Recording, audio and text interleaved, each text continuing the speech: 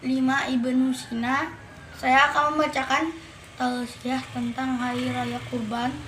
Hari Raya Kurban biasa kita sebut Idul Adha, yang kita peringati tiap tahun. Tak bisa terlepas dari kisah Nabi Ibrahim sebagaimana terekam dalam surat Asy-Syaffat ayat 99 sampai 111. Meskipun praktik kurban sebenarnya sudah dilaksanakan putra Nabi Ibrahim, Kabil dan Habil, diceritakan bahwa kurban yang diterima adalah kurban Habil, bukan Kabil. Itu pun bukan daging atau darah yang Allah terima, namun ketulusan hati dan ketakwaan dan pemberi kurban itu sendiri.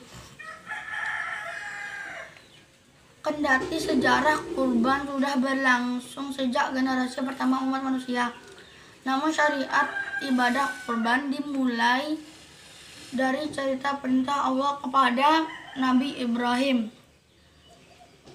untuk menyembelih anak kesayangannya, Ismail alaihi salam.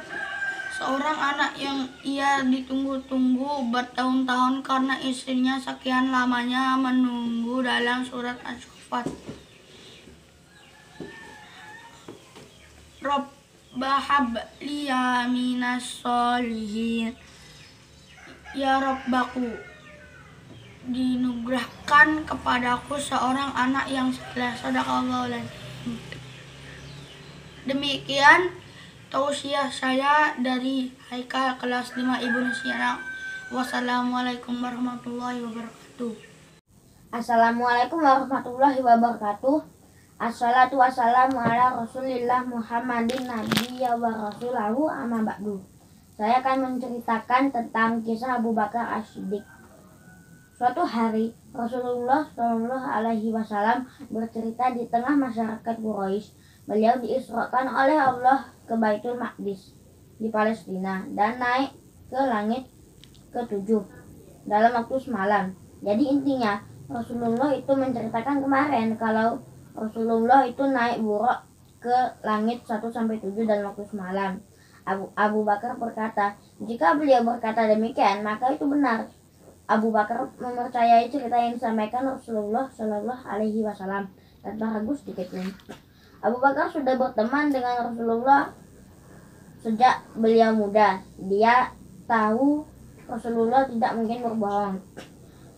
Mulai saat itu Abu Bakar mendapatkan gelar As-Siddiq yang artinya dapat dipercaya. Jadi intinya Abu Bakar mendapatkan gelar As-Siddiq karena mempercayai cerita Rasulullah yang katanya naik buraq ke langit 1-7 yang tadi pertama udah dijelasin. Nama lengkapnya adalah Abu Bakar Siddiq Abdullah bin Abi Quhafah. Ia adalah ayah dari Aisyah radhiyallahu anha, istri Rasulullah Shallallahu Alaihi Wasallam, juga ayah dari Asma, seorang wanita mulia berjiwa ksatria. Nama Abdullah bukan hanya ayahnya Rasulullah saja ya. Abu Bakar lahir tak lama setelah Rasulullah lahir, yaitu pada tahun 573 Masehi. Dia lahir dari keluarga bangsawan terkenal. Abu Bakar adalah orang yang terjaga dari yang haram. Bahkan sebelum Islam datang, dia terkenal sebagai pedagang yang jujur, terpelajar, lemah lembut, dan penyabar. Setelah masuk Islam, dia sangat tekun beribadah dan lebih rajin lagi bersedekah.